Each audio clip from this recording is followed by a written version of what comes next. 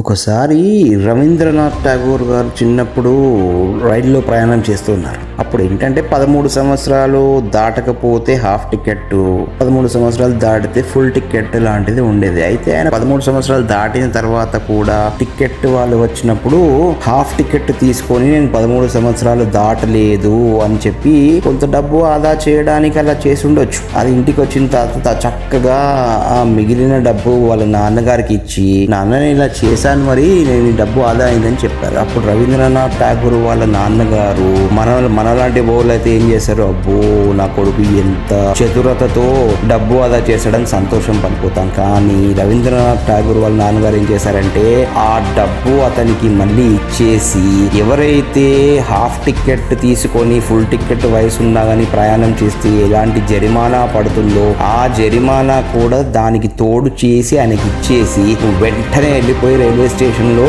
అక్కడ ఇలా చేశాను, నాది తప్పైపోయింది, ఈ జరిమానా కడుతున్నానని కట్టి నువ్వు మళ్ళీ ఇంటికి వస్తేనే నువ్వు ఇంటి లోపలికి రాగలుగుతావు, లేకపోతే రాలేవు అని ఖచ్చితంగా చెబితే, అలాంటి విలువలు రవీంద్రనాథ్ ఠాగూర్ లాంటి మహానుభావుడికి చిన్నప్పుడే నేర్పించడం జరిగింది.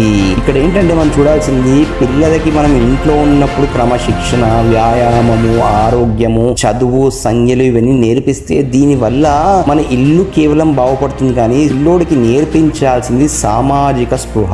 ఇవన్నీ లేకున్నా కూడా ఎప్పుడైతే ఒక మనిషికి చిన్నప్పుడే మనం సామాజిక స్పృహ నేర్పిస్తామో, సమాజంతో మనం ఎలా నిజాయితీగా బతకడం నేర్పిస్తామో అలాంటి వాళ్ళే గొప్ప గొప్ప వ్యక్తులు అయినారు. చదువు లేకున్నా, ఆరోగ్యం సరిగా లేకున్నా, ఏది క్రమశిక్షణ లేకున్నా మనుషులు గొప్ప వాళ్ళు అవుతారు, మహానాయకులు అవుతారు, మహానుభావులు అవుతారు. కానీ సామాజిక స్పృహ, సమాజంతో నిజాయితీగా మెలగాలి, సమాజంతో ఎలా ప్రవర్తించాలి ఇది నేర్చుకుంటేనే ఒక మనిషి మహోన్నతమైన స్థాయికి ఎదగగలుగుతాడు.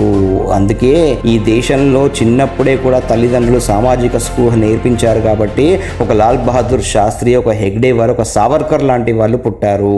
శివోహం.